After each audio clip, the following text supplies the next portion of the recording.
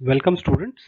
Online exam या open book exam दोनों क्या हैं, इससे रिलेटेड मिथ हटाते हैं और इसकी अंडरस्टैंडिंग बढ़ाते हैं। तो पहला टर्म है ऑनलाइन। ऑनलाइन एग्जाम या ऑफलाइन एक मोड है।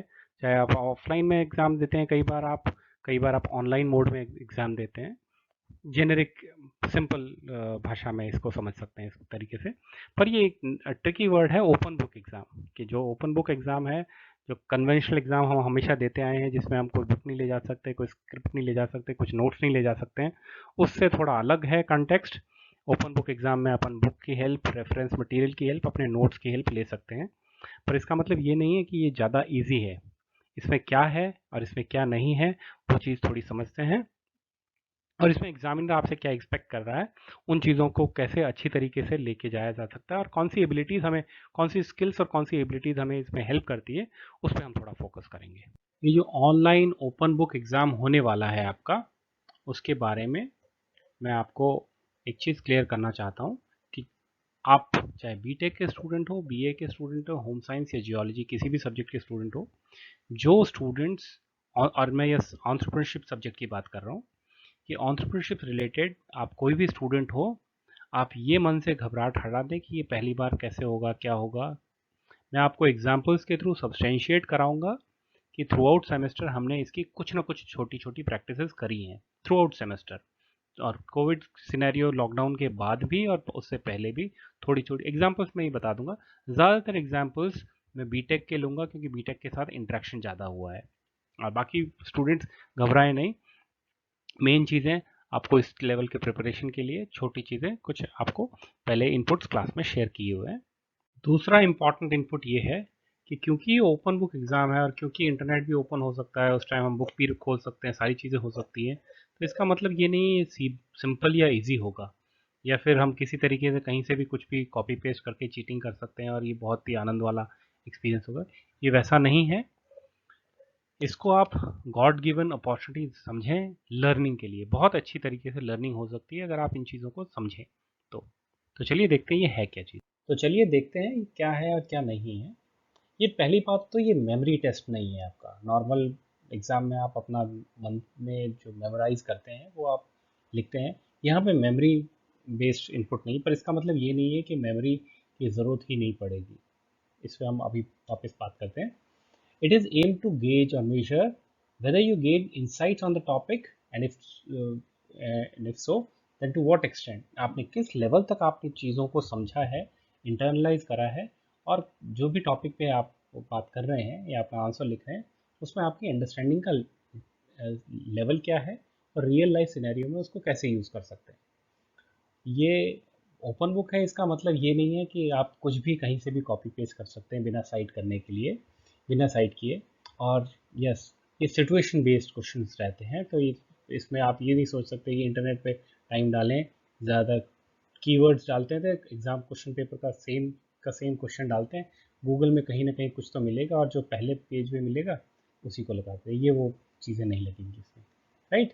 तो इसमें क्या एक्सपेक्टेशंस हैं हमारी और एग्जामिनर की, या एकेडमिक एथिक्स क्या फॉलो करने हैं, उस पर बात करते हैं। अपन एक एग्जांपल लेते हैं एडवोकेट वाला।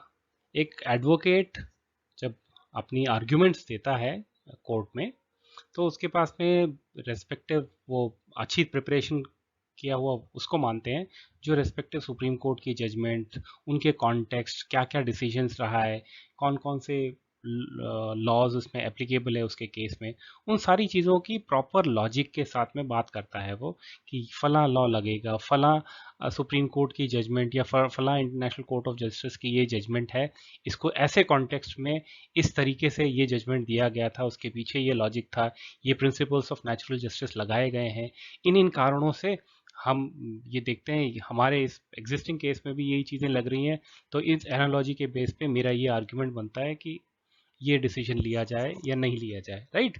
तो सेम इस एनालॉजी से क्या समझ में आता है कि जो एडवोकेट है वो बात कर रहा है, वो अपनी अंडरस्टैंडिंग, अपने केस की भी अंडरस्टैंडिंग उसको डीप है, और उसको उससे रिलेटेड जो जजमेंट्स हैं उनकी डिसीजंस भी अच्छी तरीके से समझ में आए। दोनों की अंडरस्टैंडिंग से उसका एक लाइन ऑफ आर्ग्यूमेंट बनता है, जो उसको जीत या हार डिसाइड करवाने के लिए ज़रूरी रहता है और क्रूशल रहता है। तो सेम लॉजिक हम भी अपने टॉपिक्स में लगाएंगे। जो भी हमने लीन कैनवस या जो भी टॉपिक्स हमने पढ़े हैं इस सेमेस्टर में, उन टॉपिक्स को हमने इंटरनलाइज किया है, समझा है, और प्रैक्टिकल सिनेरियो के अंदर आप अपन उसके नुआंसेस के साथ में उस पर्टिकुलर सिचुएशन में अप्लाई करते हैं। तो चलिए देखते हैं कैसे हमने अपनी अंडरस्टैंडिंग को बढ़ाने की प्रैक्टिस करी, कैसे हमने ओपन बुक की प्रैक्टिस करी, और कैसे सिचुएशन बेस्ड क्वेश्चंस हो सकते हैं और उनको कैसे फेस करना है। थ्रू आउट सेमेस्टर, आप चाहे बीटेक हो चाहे नॉन बीटेक हो, आप सभी लोग इस टाइप की एक्टिविटी को ऑलरेडी कर चुके हैं। इसमें हमने क्या किया था, कुछ टॉपिक्स अपन ने डिस्कस किए, जैसे फाइनेंशियल नॉन फाइनेंशियल हो, चाहे बिजनेस मॉडल्स रिलेटेड हो, चाहे प्राइसिंग या कॉस्ट से रिलेटेड हो, अलग अलग स्ट्रीम में अलग अलग एक्टिविटी करी थी। बीटेक में लीगल और बिजनेस प्लान रिलेटेड भी करी थी।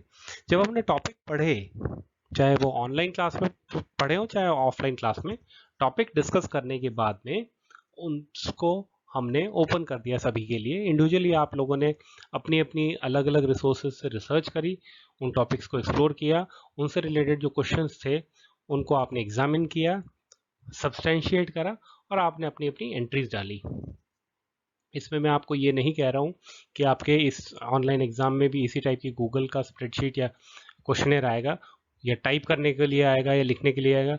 मैं उस पर कमेंट नहीं कर रहा हूँ, मैं ये बता रहा हूँ कि अपन ने ओपन की प्रैक्टिस कैसे करी, कि जब रिसोर्सेज सारे ओपन थे तब हमने कैसे इस चीज़ को यूज़ किया। तो आई होप इन एक्टिविटीज़ में आपको थोड़ा फैमिलियरिटी हुई है इस तरीके के। आप क्लोज बुक में नहीं, आप ओपन बुक में आप लोगों ने अपने अपने आंसर्स तैयार करे और अपने अपने आंसर्स सबमिट करें। बीटेक के स्टूडेंट इससे भी काफ़ी फेमिलियर हैं। आप लोगों के ग्रुप्स बनाए गए थे, आप लोगों ने 2 बुक्स स्टडी करी। आप सभी बीटेक स्टूडेंट्स ने इन दोनों बुक्स में से किसी एक बुक में पर्टिकुलर एक चैप्टर पे एज अ ग्रुप आपने स्टडी किया, समराइज किया, सभी के सामने प्रेजेंट किया, और ओवरऑल हमारा डिस्कशन ऐसे इवॉल्व हो रहा था कि कैसे सिस्टमेटिक इनोवेशन के लिए कैसे प्रैक्टिस की जाए, किन सोर्सेस को एक्सप्लोर किया जाए, या एज एक कंट्री कैसे अच्छा स्टार्टअप कल्चर उभार सकती है, उसका उस कंट्री का एजुकेशन सिस्टम कैसे यूनिक है, कैसे उनके सिस्टम उनका फॉर्मल और इनफॉर्मल सोशल स्ट्रक्चर कैसे उनको चेंज कराता है, कैसे इवॉल्व कराता है। उन सारे डिस्कशंस पे बात करने के बाद में हमने डिस्कशन को कैसे टेक्नोलॉजी, अलग अलग टाइप की टेक्नोलॉजी कैसे इकोनॉमी और सोसाइटी में चेंज लाती है, इस दिशा में हमने डिस्कशन को लेके गए। और यस, इसके बाद आसपास में इस क्वांटिटेटिव वेव के कॉन्टेक्स्ट में जब हमने बात करी थी, बीटेक स्टूडेंट्स याद आ रहा होगा, एक बंदर की कहानी भी सुनाई थी, एक एनालॉजी, कि कैसे वेव्स, कैसे लोगों के एजम्पशंस रीशिफ्ट होते हैं, कैसे साइंस और टेक्नोलॉजी नए नए इनोवेशंस लाती रहती है, न्यू नॉलेज लाती रहती है, लेकिन एंटरप्रेन्योर उस न्यू नॉलेज को मार्केट में लेके आता है और सोसाइटी की नीड्स और वांट्स और डिमांड सप्लाई के गेम को आइडेंटिफाई करता है और सप्लाई करता है, और लोगों का over the years standard of living बढ़ती है, सोसाइटी इवॉल्व करती है।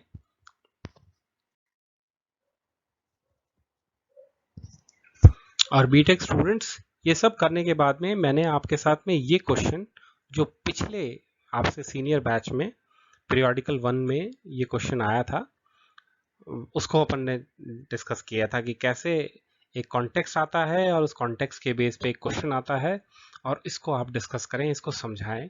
तो आप लोगों ने पिछले सारे डिस्कशन को, पिछले सारे एसिमुलेशन को, जो भी चैप्टर आपने पढ़ा था, आपने चाहे डेमोग्राफिक्स वाला पढ़ा हो, आपने इनकॉन्ग्रुइटीज वाला पढ़ा हो, आपने प्रोसेस नीड्स वाला पढ़ा हो, कहीं से भी जो भी डिस्कशंस लिए थे, उन सारे थॉट्स को एसिमुलेट करते हुए आपने अपना ओपन एंडेड आंसर दिया अपने स्कूल ऑफ थॉट पे, अपने समरी के बेस पे और अपनी ओरिजिनल थॉट्स के। ये कहीं पे बाहर नहीं लिखा हुआ था, इंटरनेट से कॉपी पेस्ट नहीं था, ये आपका थॉट बेस्ड इनपुट था, राइट। तो यही एनालॉजी, यही एग्जांपल, यही स्कूल ऑफ थॉट हमें बताता है कि हमने थोड़ी प्रैक्टिस इसकी करी हुई है, हम ऑलरेडी प्रिपेयर्ड है। हम वैसे नहीं है कि हम सिर्फ, हमारी आदत है कि मेमोराइज करना है और वैसे के वैसे चिपकाना है, वो माइंडलेस एक्टिविटी हम नहीं करें, इसकी प्रैक्टिस हम सेमेस्टर स्टार्टिंग से ऑलरेडी कर चुके हैं। अब इसमें इम्पॉर्टेंट ध्यान देने वाली बात यह है कि ऐसे कॉन्टेक्स्ट बेस्ड क्वेश्चंस का एग्जैक्टली सेम या सही आंसर अपन ये नहीं कह सकते हैं कि जैसे मैथमेटिकल डेरिवेशन में होता है कि ये 5 स्टेप्स होने ही चाहिए तभी डेरिवेशन कंप्लीट होती है या डेरिवेशन का एक्सप्लेनेशन कंप्लीट होता है, ये नहीं है। यहाँ पे हम ऐसे क्वेश्चंस में ये देखते हैं कि अंडरस्टैंडिंग किस लेवल पे डीप बनी है, अंडरस्टैंडिंग के पीछे जो लॉजिकल आर्ग्यूमेंट्स दिए जा रहे हैं वो सब्सटेंशियल रीडिंग के बेस पे है या ऐसे ही गप्पे मारी जा रही है या विजुअल थॉट्स है, राइट। जो सब्सटेंशियल रीडिंग के बेस पे इनपुट्स होंगे, एविडेंसेस के बेस पे, लॉजिक के बेस पे आंसर्स होंगे, वो अपने आप आंसर्स फिल्टर हो जाते हैं rather than bluff game. And जो टॉपिक्स हमने ऑनलाइन लेक्चर्स में किया था, वो चाहे इंटेलेक्चुअल प्रॉपर्टी राइट्स हो, एंटरप्रेन्योर मार्केटिंग से रिलेटेड टॉपिक्स हो या बिजनेस प्लान से रिलेटेड हो या कोई भी टॉपिक हो, उसमें भी हमने रेस्पेक्टिव वीडियो के अंदर रीडिंग लिस्ट है, एटलीस्ट उन रीडिंग लिस्ट को देख लें, अपनी अंडरस्टैंडिंग बनाएं कि क्या टॉपिक है, टीम से रिलेटेड क्या बात हो रही है, कॉम्प्लीमेंट्री स्किल्स से रिलेटेड किस लाइन में लिटरेचर सजेस्ट कर रहा है, मार्केटिंग में या स्ट्रैटेजी में कौन कौन सी मैट्रिक्स दी हैं, कौन कौन सी स्किल्स की बात कर रहे हैं, कौन कौन से फ्रेमवर्क्स की बात कर रहे हैं, उन लाइन ऑफ आर्ग्यूमेंट के आसपास अपनी अंडरस्टैंडिंग डेवलप बढ़ाएं। और फिर अगर कोई सिचुएशन बेस्ड क्वेश्चन आता है तो उस सिचुएशन में उन लॉजिक्स को देखते हुए देखें कि हाँ, यहाँ पे कौन सी मैट्रिक्स लग सकती है, यहाँ पे कौन सा टूल लग सकता है, यहाँ पे कौन सी स्किल लग सकती है, यहाँ पे किस चीज़ की बात हो रही है। अब आपको पता चल गया है कि ये क्या है क्या नहीं है। ऑनलाइन ओपन बुक एग्ज़ाम, इसकी मिनिमम एक्सपेक्टेशन एग्जामिनर की रहती है कि आपकी अंडरस्टैंडिंग कितनी बड़ी है, इसलिए कोई ब्लफ गेम नहीं करें, किसी टाइप का वीकनेस नहीं हाईलाइट करें।